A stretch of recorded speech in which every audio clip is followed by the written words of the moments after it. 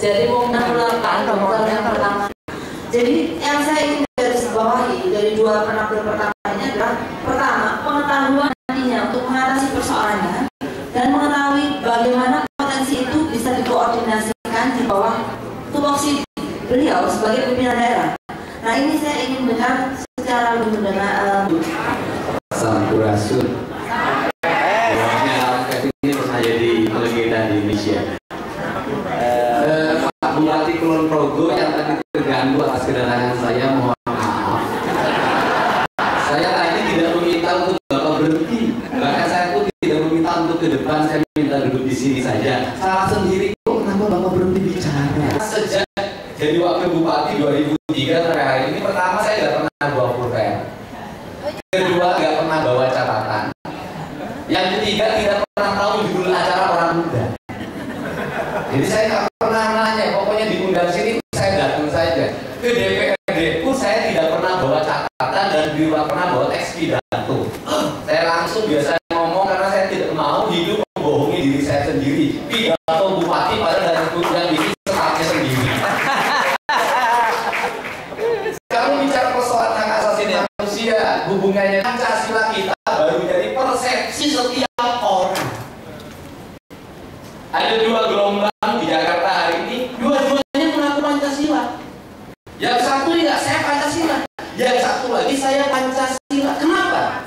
Titik lemahnya adalah Pancasila sampai hari ini tidak dibuat dalam tafsir undang-undang yang memadai, sehingga semuanya persepsi secara umum. Yang dibikin tafsir mempersepsi, maka saya mencoba mempersepsikan kerangka pandangan saya dalam sisi kebudayaan saya yang hidup dari anak petani.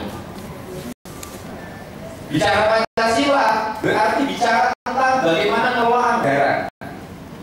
Kalau bicara ngelola anggaran, kenapa? Karena setiap pemimpin itu punya kebijakan sendiri-sendiri, tidak punya platform yang bisa terus-menerus, akhirnya bongkar-membongkar. Ini problem yang harus diselesaikan.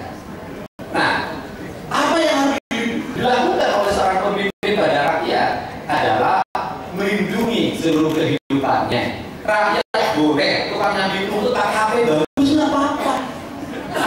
Loh, asal bisa beli pulsanya, asal tidak utang, nggak problem. Pakai motor bagus ya boleh, itu hak dia. Kita harus bangga kalau orang yang punya motor bagus. Asalkan memang uangnya sendiri. Pejabat pakai mobil bagus nggak apa-apa kalau duitnya sendiri. Kan ada sekarang kalau gubernur aja yang 3 triliun kekayaannya, kalau dia pakai Avanza pura-pura miskin namanya. Nah, kalau sudah seperti itu, maka berangkat dari mana kita? Kita punya visi ke depan, maka berangkat dari persoalan bahwa pendidikan itu adalah salah satu bentuk karakter bentukan manusia Indonesia ke depan. Maka saya mencoba, karena infrastruktur yang kayak gitu kan teknis, hal yang mudah, ada duit bangunnya gampang, asal DPR setuju gampang. Gimana cara DPR setuju? Nggak usah bertengkar, diajak ngobrol tiap hari, pegang tangannya, lindungi berbagi kesalahan terhadap istrinya, insya Allah takut sama bupatinya. Saya melakukan itu, nggak usah susah-susah debat-debat, ngapain capek. Nah, pendidikan bagaimana? Pertama, siapa yang paling berhak mendidik anak? Ibunya, bapaknya. Maka kalau ibu bikin kantin bagus, di Purwakarta anak sekolah nggak boleh jajan. Bukan bagus, sehat. Sehat, nggak boleh jajan. Tetapi makanan yang harus dibuat oleh ibunya di rumah, dibawa ke sekolah. Ketika di sekolah berkumpul, mereka makan bersama. Sehingga apa? Yang bawa daging ayam bisa ngasih yang bawa ikan asin. Yang bawa ikan asin bisa ngasih sama yang bawa daging. Yang pakai sambal bisa ngasih pakai sambal saus. Saling tukar menukar. Ketika di sekolah anak harus apa? Membangun kerangka pendidikan berbasis karakter yang menjadikan spiritualitas sebagai nilai dasar. Sehingga saya hari ini lagi protes jumlah pelajaran yang terlalu banyak. Karena hak beragama adalah individu, maka setiap anak, kalau di orang Islam di Purwakarta itu salah satu hak, yang agama Hindu, Kristen, Buddha, Protestan, Katolik, semuanya memiliki ruang ibadahnya masing-masing. Ada dua penganut agama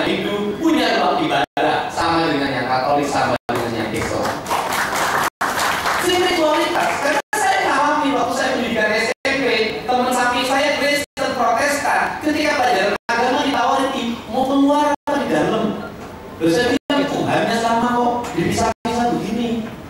Kita, nah, saya sekarang diperbolehkan semua melaksanakan ritualitasnya.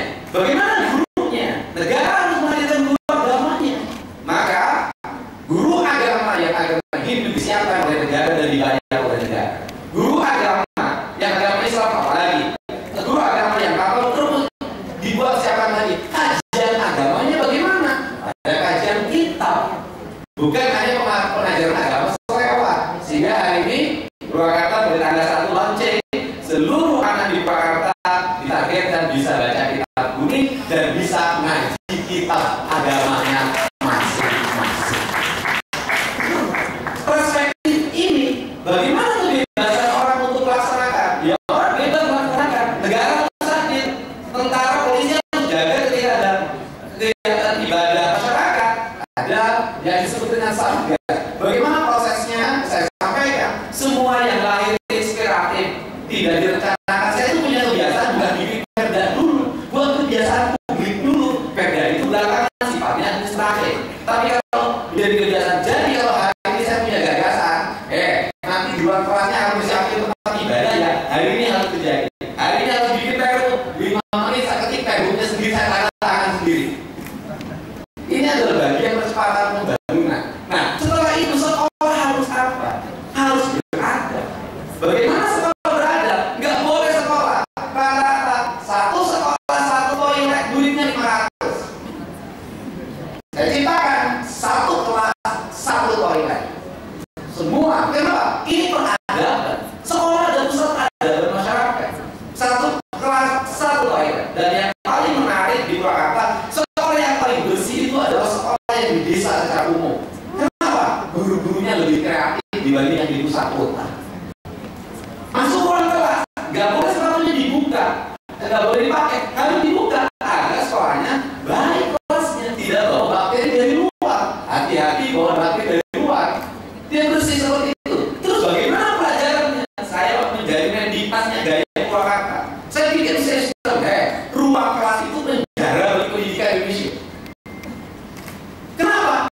Karena orang secara umum menganggap sekolah itu ruang kelas, sehingga kita kalah terus karena di kelas terus.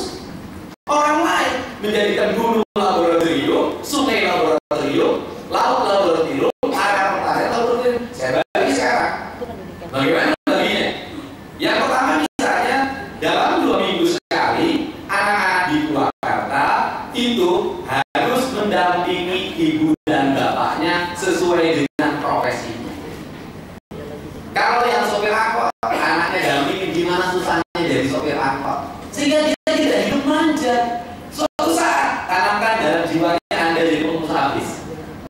Kalau ibunya petani, ya anaknya dampingin ibunya yang petani.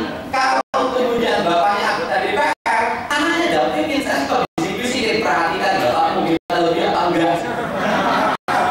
Perhatikan bapakmu jalan keluar perut itu, saya pengaruhi anak-anaknya. Kritis anak-anaknya. Nah, kemudian kalau bapak ibunya karyawan di industri, saya hubungi industrinya, boleh nggak anaknya lihat bagaimana keseharian ibunya bekerja dan bapaknya di industri. Apa tujuannya? Kedekatan orang tua terhadap anak menjadi kuat.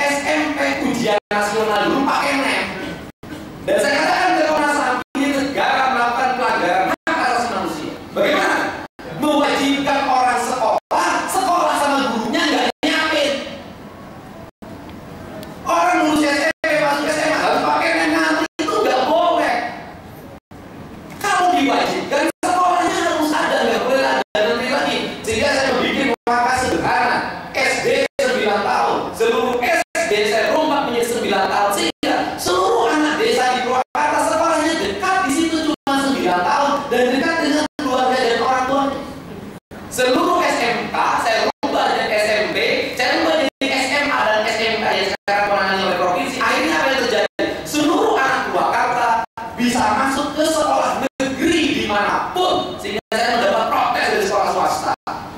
Saya katakan tugas saya menyiapkan sekolah bagi seluruh rakyat. Andai kata lu ada yang pilih swasta, itu dipersilakan, tetapi negara sudah menyiapkan Anda, dan Anda tidak ada istilah nem-nem. Orang tinggal di sini, walaupun itu sekolah favorit, nemnya rendah, harus masuk, karena sekolah hebat itu adalah yang bisa merubah nem rendah jadi nem tinggi. Kalau nem tinggi biasa aja. Indonesia ini negara aneh. Sekolah favorit, sekolah paling hebat, primernya 42, yang nggak favorit. Dan favorit itu nem 24, besok jadi 52, itu baru hebat. Coba ini orang Komnas HAM. Sekolah favorit itu gurunya pengalaman. Setelah itu yang sekolahnya anak-anak orang kelas menengah, bawa laptop sendiri, setiap hari karena nggak ada punya pekerjaan. Sekolah mandiri di kampung, gurunya PTT. Amat PTT disuruh nggak mau, karena nanti kerbaunya nggak bisa ada yang ngasih makan. Ini tidak jalan pendidikan. Di situ saya nggak setuju uang. Saya sekarang dihapus, saya setuju. Nah, dan menurut saya sekarang itu ujiannya cukup 1 kali, kelas 12 menuju perguruan tinggi. Karena perguruan tinggi belum negeri semua, bolehlah SMPTN digabungkan dengan uang, itu keren. PT, FSI, pendidikan yang berbasis kemanusiaan, bukan pendidikan yang berbasis PA, KPA, dan PPTK. Nah, ini prinsip. Ini dibuat sistem pendidikan. Nah, kemudian apa lagi? Pendidikan yang berikutnya saya buat ruang gerak bagi anak adalah tidak boleh ada PR. Karena PR itu adalah melanggarkan anak. Kenapa? Judulnya juga PR. PR itu pekerjaan rumah. Pekerjaan rumah itu pekerjaan yang santai di rumah. Kalau pelajaran akademik di sekolah dibawa ke rumah, itu bukan PR, namanya PS. Pekerjaan sekolah.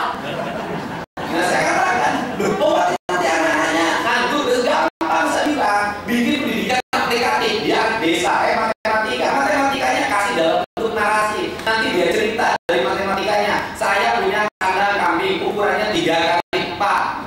Kemudian diisi 3 ekor kambing. Kambing saya memerlukan oksigen setia. Dari oksigen itu didapat dari pohon ini saya tanam. Aplikatif pendidikannya, bukan yang di textbook begitu. Ngomong tinggi-tinggi, hebat-hebat. Kambing dulu punya orang. Nah, ini konsepsi berpikir. Kemudian bagaimana rakyat? Ini kan keluar. Bagi saya, rakyat ini harus dilindungi. Bagi saya, seorang kepala daerah melanggar hak asasi manusia manakala ada rakyatnya masuk ke rumah sakit ditolak dan dia nggak di jalan. Sehingga saya punya seluruh pengaduan online. Saya punya staf khusus yang pegang ambulan, yang pegang mobil jenazah, itu berikan bupati semuanya. Jalan terus, dan hari ini kita bukan hanya persoalan jaminan pelayanan kesehatan, saya tidak hanya BPJS, termasuk di jaminan pemerintah daerah, sampai pernah ada klaim sebesar 500 juta rupiah dari operasi jantung kita bayar tunai. Nah, hari ini kita melangkah lagi yang urusan yang sakit mah. Hari ini saya repot itu dapat SMS-nya, WA-nya, kemudian inbox-nya bukan dari warga Purwakarta, kabupaten lain, barusan dari Banten. Pak, tolong saya kurang gizi Banten. Ibu di mana rumahnya? Saya orang Banten. Waduh, saya buat kertas. Ya kan, barangkali itu bisa bantu kan ibadah, Pak. Ini bukan bisa ibadah. Nah, kemudian saya hari ini melihat itu apa pelanggaran hak asasi manusia. Orang gila, orang yang sakit ingatan, itu kata-kata Satpol PP saling antar-mengantar kalau di Jawa Barat. Dari kota ini dikirim ke kota ini sama Satpol PP. Dari kota ini sama Satpol PP dikirim ke kota ini. Saya bilang yang gila ini siapa? Ya karena saya kan bupati gila. Nah, yang gila ini nggak selesai saya bilang. Nah, terinspirasi di Komnas HAM ya, terinspirasi dari kunjungan saya ke kota Tasikmalaya, saya ketemu dengan orang yang ngurusin orang gila dari Jakarta.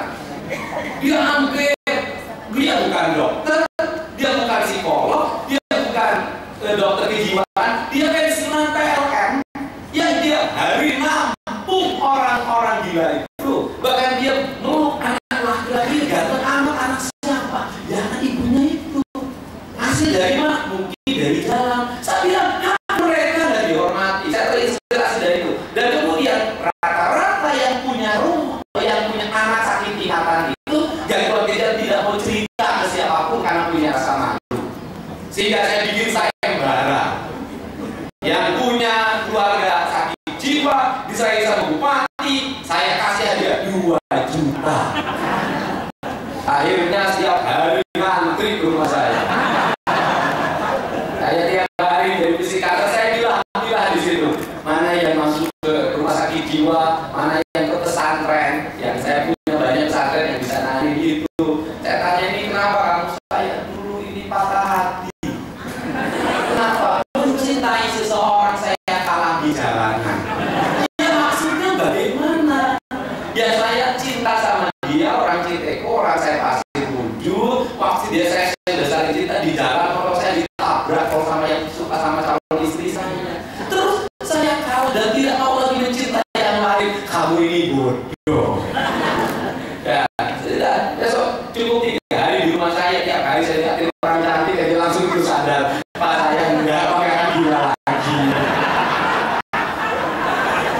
Ya, banyak ngantri. Problem apa coba? Problem saya hari ini banyak malam ini yang di luar teknik medis. Kenapa? Biayanya mahal, kasihan mereka setelah pengobatan. Itu kalau obatnya mahal. Kalau terus-menerus, saya pilih yang non medis dan kebanyakan itu tidak tergantung sama obat. Nah, mungkin di luar negeri mungkin nggak ada ya. Yang gini cuma ada di Indonesia. Nah, ini yang dibuat dan hari ini clear. Nah, kalau sudah clear seperti ini, maka menurut saya disinilah negara hadir. Mungkin memang saya nggak bisa yang tempat bapak bikin batin karena rakyat Purwakarta rata-rata jadi industri. Sudah rata-rata kaya dan upahnya tinggi-tinggi. Disuruh kerja bakti mungkin agak sulit juga karena mereka ada waktunya cuma Sabtu, cuma hari Minggu. Itu pun dibuat untuk rekreasi. Rekreasi pun sama saya nggak boleh keluar. Saya bikin taman air manis segala macam. Saya tanya kamu pemborosan enggak? Saya bilang nggak pemborosan. Kenapa? Karena saya lagi melindungi rakyat saya. Kalau dia gaji UMK 4,1 juta pergi ke luar kota, mahal. Kalau seluruh fasilitasnya saya siapin di Purwakarta, mereka tidak mahal. Maka saya sudah mensejahterakan publik melalui mengurangi belanja masyarakat. Logika pembangunan Indonesia hari ini selalu logika yang pendapatan. Padahal logika yang terbaik yang diajarkan oleh orang tua dulu, logikanya adalah pengeluaran. Jika ketika ditanya, saya kemarin tanya ke guru ekonominya siapa? Saya bilang ibu saya. Loh, kenapa nggak berguru sama ahli ekonomi? Saya perhatiin profesor ahli ekonomi Indonesia belum ada yang sukses mensejahterakan rakyat. Beberapa kali jadi menteri, gagal terus.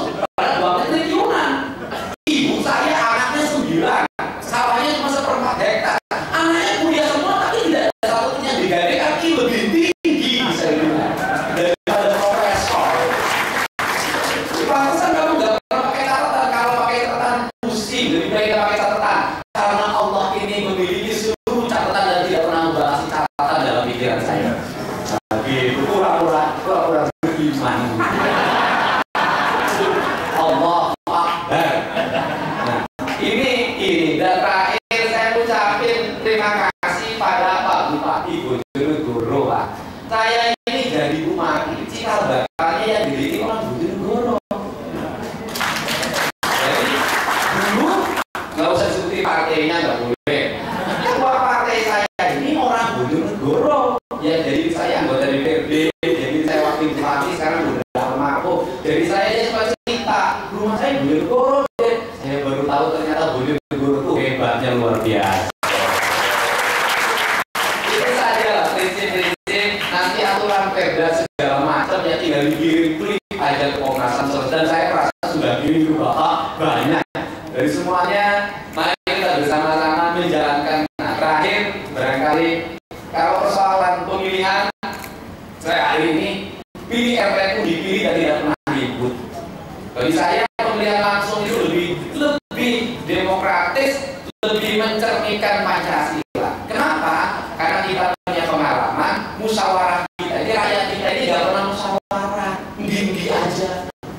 Nah, nanti yang musyawarahnya tokoh aja, rakyat ngikut aja. Mereka tidak punya hak apapun menurut saya. Jadi kalau saya di Purwakarta sampai tingkat RT, ya mereka mengikuti pemilihan. Apalagi sekarang sudah banyak peminat jadi ketua RT karena gajinya 1 juta per bulan. Sudah banyak. Ya kenapa dari 1 juta per bulan uang APBD-nya cukup walaupun kecil. Ya kan kalau adanya kasihin aja. Kenapa sih? Jangan suruh RT suruh jabat bupati orangnya gede itu namanya nggak adil. Nah itu ya yang dibuat. Ucapkan terima kasih. Ini prinsip-prinsip ya itu enggak. Dan setiap daerah karena prinsip Pancasila ini kebudayaan, pasti setiap daerah punya ciri khasnya masing-masing, punya sudut pandangnya masing-masing, punya kebudayaannya masing-masing. Maka Indonesia itu tidak bisa dibikin dari sama. Karena setiap daerah itu punya karakter. Gaya orang Papua beda dengan gaya orang Sunda. Gaya orang Sunda beda dengan gaya orang Jawa. Orang Jawa beda dengan gaya orang Sumatera. Disitulah pluralisme kita yang membuat Pancasila menjadi ideologi yang menaungi seluruh kebudayaan. Tidak bisa dibikin menjadi sama. Terima kasih. Salam untuk semuanya. Mudah-mudahan pada sehat. Hidupnya pada bahagia. Walaupun bukan warga Kulon Progo, tetap umurnya harus di atas 75 tahun. Terima kasih.